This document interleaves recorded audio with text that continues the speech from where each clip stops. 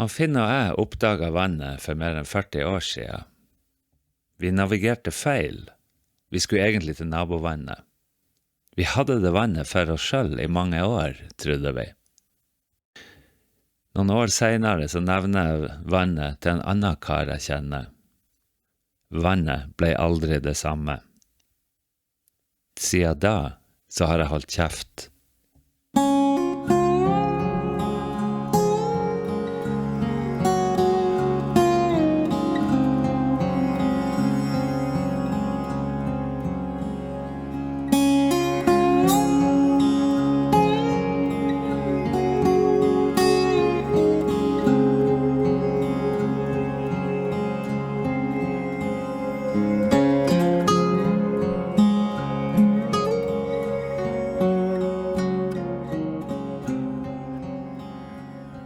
Da jeg vokste opp var det aldri snakk om hemmelige vann.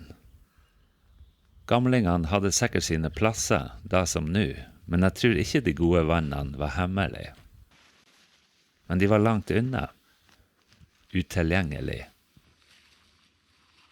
inntil du kunne gå dit selv. Lysvannet er dobbelt så langt unna som svartvannet. Det har ingen inn- eller utos, så ørreten kan ikke gyte her. Gamlingene satte ut fisk. Den ble stor. Men gamlingene er ikke lenger. Mange år senere så ble det etablert vei forbi det her vannet. Alle hadde nøkkel til bommen. I alle fall de som tømte vannet. Det ble tilgjengelig. En gang jeg var her, så trodde jeg at jeg var kommet til himmelen. Jeg hørte englesang. Det viste seg at et sangkor hadde tatt turen til fjells for å øve. De brukte veien.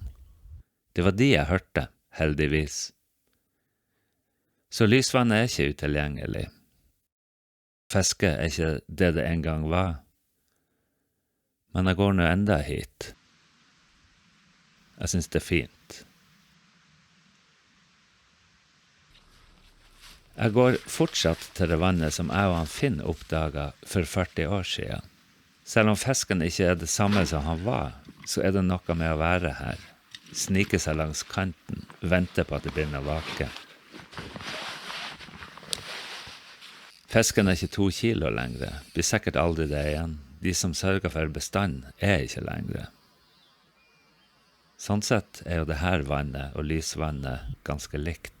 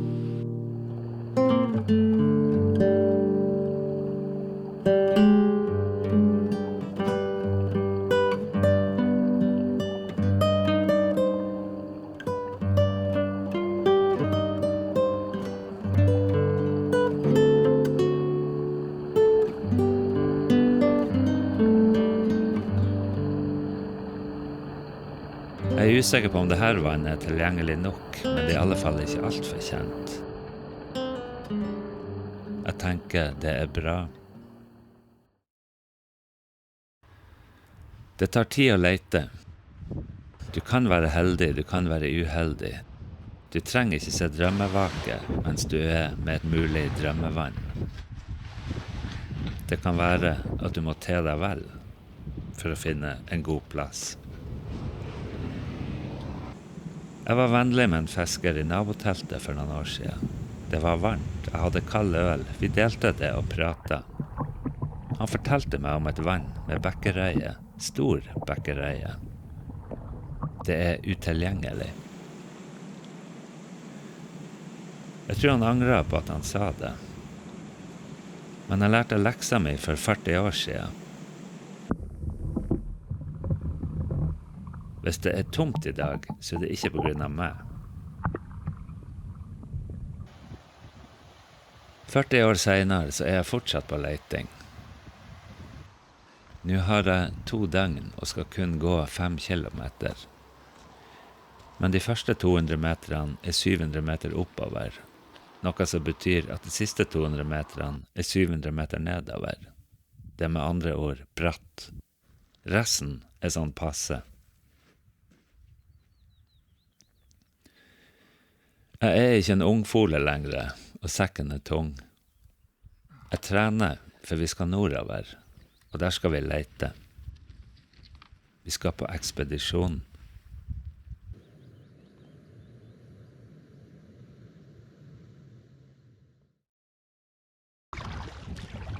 Det er praktisk med packraft. Jeg kommer meg over vassdrag som ellers ville være umulig å forsere. Men viktigere er det at jeg får erfaring i å bære båten og pakke den. Den ekspedisjonen jeg skal på senere krever litt trening. For meg er det i alle fall en ekspedisjon.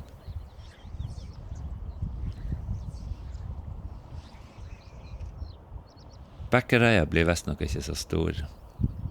Den blir 3 år, har jeg lest. Men hun er fin, og for meg så er det jo en eksotisk fisk. Bekkereia er utsatt, da ørreten forsvant for mange år siden på grunn av sur nedbør. I dag er den listet som en fremmed art. Ørreten fortrenger den, nå så den kommer tilbake, men hun er fortsatt på sine plasser. Jeg fant vannet i en NINA-rapport.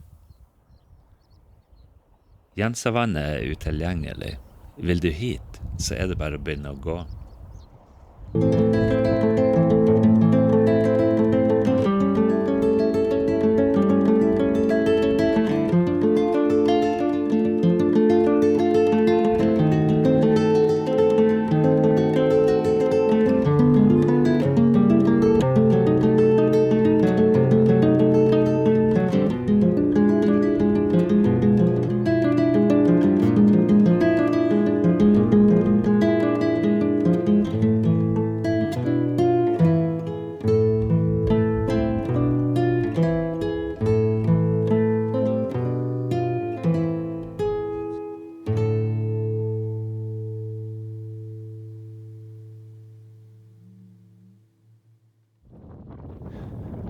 Det er sent, vi er sist i august. Planen har vært justert i hele vinter. Vi skal lete etter nytt vann. Det sies at det er en skatt i enden av regnbuen, så hvis det er sant, så er vi inne for en god start. Jeg har vært i området før, men aldri utforsket de plassene på kartet som jeg ikke har vært, naturlig nok. Første delen av turen handler om røye, forhåpentligvis storebroren til den her. Men enn så lenge så går det i vassgraut for å bli mett.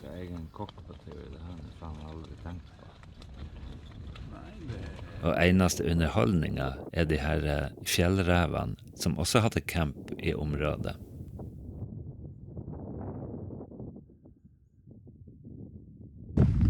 Ja, det er på dag nummer 3. Fortsatt ikke blitt mye fisk. Fisk. Vi har nå fått en grei camp for en gangs skyld. Det å finne en god camp skal vise seg å være en dyd av nødvendighet. Området er paddeflatt. Vestvidda ligger på 600-700 meter, og i Finnmark så er det høyfjell.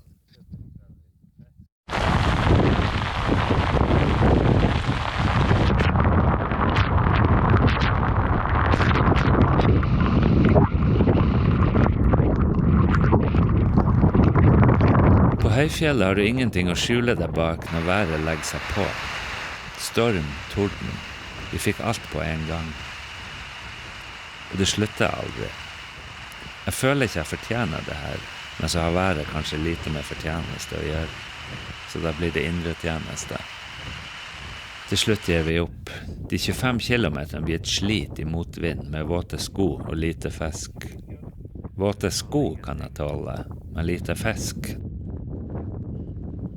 Vi passerer grensen mellom Troms og Finnmark. Rein bryr seg vel som passe. Hva skulle den ha gjort om det ikke likte seg her? Terrenget er lettgått. Det er jo fordelen med å være så høyt. 8. dag i teltet. I dag blir det mer fisk. Den 8. dagen får vi den første spisende seg fisken. Kanskje er det håp. Så vi går over til å plukke bær. Litt tilleggsvitaminer i kosten. Depresjon ligger nå tungt over meg. Karl Erik ser det, men han er høflig. Men været snur, og det er plutselig speilblankt. Fra den ene ytterligheten til den andre, over natta. Som det som ofte er.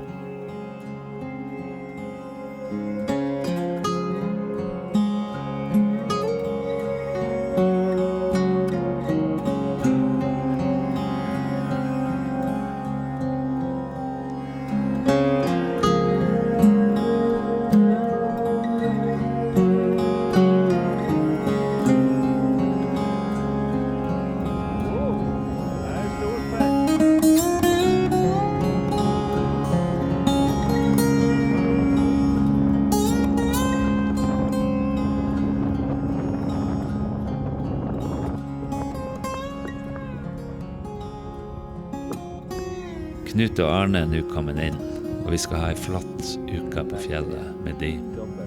Men det er en annen film.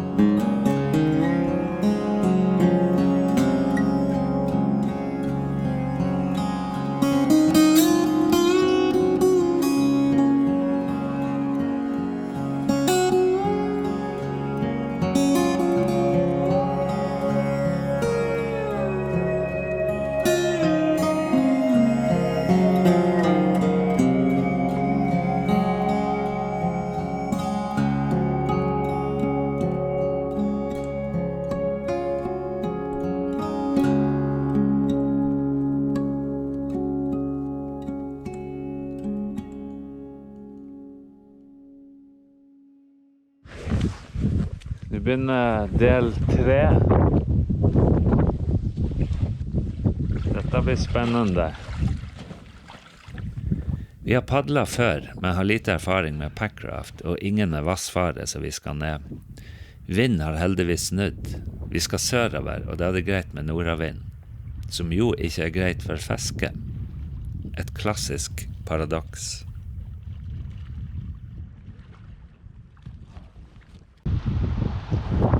Hvor går hovedstrømmen hvis den finnes? Det er slutten av august, og temperaturen er bare 4 grader. I dag er første dag i elva. Det er vann, men Finnmarkselven er grunn. Det blir en dag med mye alternativ padling.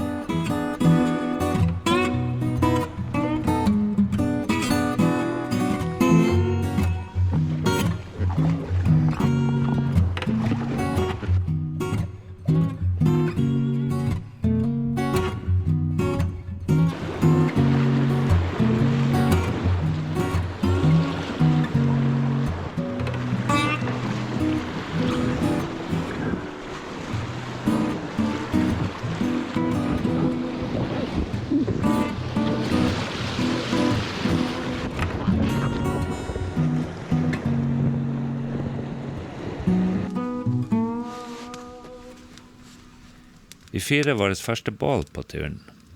Vierkrattet er vanskelig å gå i, men det brenner godt. Jeg kapseiset rett før mørket kom. Jeg rundet en sving, og der lå det ei bjørk langt ute i vannet. Det gikk som det måtte gå. Vi får stadig mer vann under kjølen etter hvert som vi drifter nedover. Vi kommer etter hvert til ei åpning i elva hvor vi skal ligge et par dager. Det som er fint med å padle så langt, er at du får sett alle plassene du skulle ha stoppet. Ulempe er jo selvsagt at vi ikke har særlig med tid til å fiske, så det får bli å gjøre seg kjent, hvis man skal tilbake. Frost hadde vi i dag også. Det var litt kjønnslig, ja. Det var frost på teltet i morges. Men det var det ut. Det er akkurat sånn at vi ikke tror på tørrflua lenger. For eksempel. Ørreten tok ikke det dårlige været så tungt, og vi var sulten etter dager med havregrøt og frysetørret mat. I stiv nordavvindskuling feita ørreten seg opp på alt som kom forbi. Sesongen er kort her oppe, og vinteren er lang. Å servere døgnflue nå er som å være kelner på en biffrestaurant og bare servere salat. Ørreten vil ha biff, og jeg gir han det den vil ha.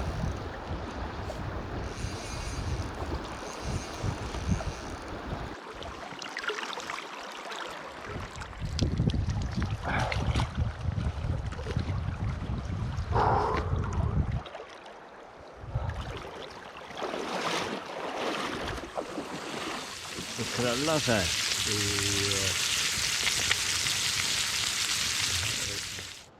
Han Karl-Erik har aldri fisket med flue før. Vi trente i hallen i vinter. Jeg synes han er blitt god. Her har vi Fiskerens en drøm. meget sjelden utgave av en buskflue. Hva det slags tre vi har bak oss? Opp i toppen av et tre her borte, og jeg så han på kort avstand. Det er klart du må ut for å lære å kaste praktisk som her, hvor nordavind tvinger han til å kaste baklengs. Fordelen er selvsagt at det er lettere å se hvor flua setter seg opp i buska. Han får den største fisken. Det var godt. Jeg blir glad. Kanskje fortsetter han.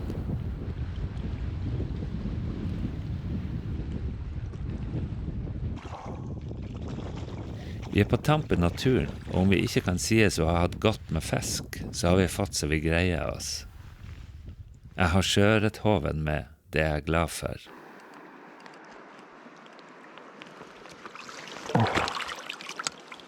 Fytti helvete.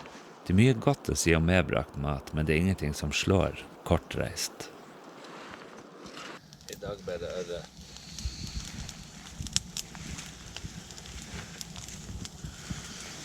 Her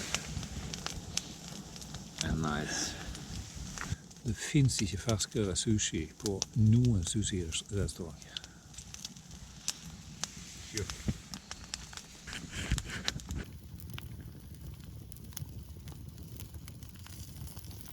Da har vi det første snøfallet. I begynnelsen på september. Ja, 1. september i dag. Vinteren er på gang.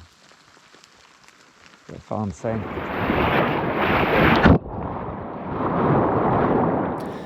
Det er dag 18. Vi slipper oss ned mot målet, og vi er plutselig ute av elva.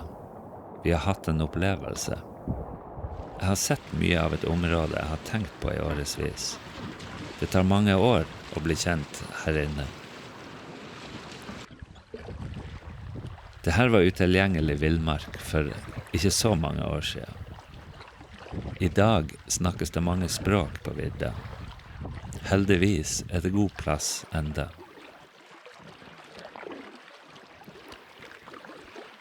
På dag 19 så kommer han Knut og henter oss ut. Jeg vet hvor jeg skal neste år. Da finner jeg den. Jeg har sett plassen.